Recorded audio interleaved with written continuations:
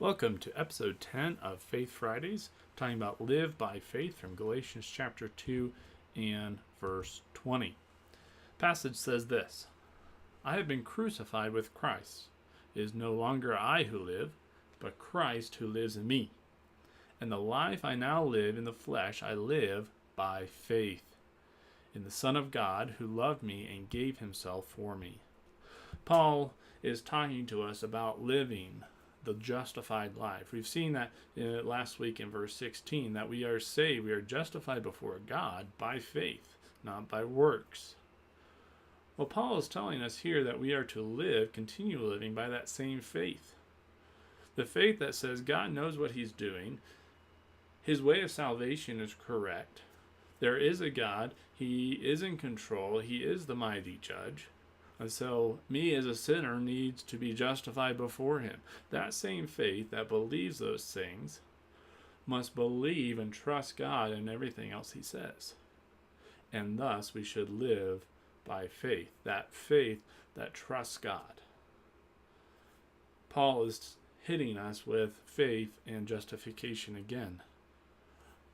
Being crucified, that is justified with Christ, I no longer have the right to run my own life, because it is Christ, his nature, who now lives in me.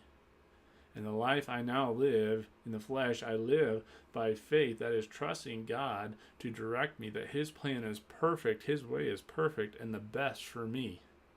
Because who is it that gave himself for us? But as it says in verse 20, the Son of God, who loved me and gave himself for me. See, our faith doesn't just happen when we're saved, but we must live by that same faith, that same trust in God. Are you doing that this week? Are you trusting God that his way is perfect? He knows what he's doing. His restrictions are not burdensome. His law is not burdensome. Are you living by faith? I hope you are. If not, I pray that you would study the Bible and understand what God says, and that you would see his way is perfect, and that you would be able to live a life of faith and live by faith. Come back next week for another episode, and follow us on Facebook and our other outlets to see what's going on as we progress to go towards Cache County, Utah, and see a steadfast faith established.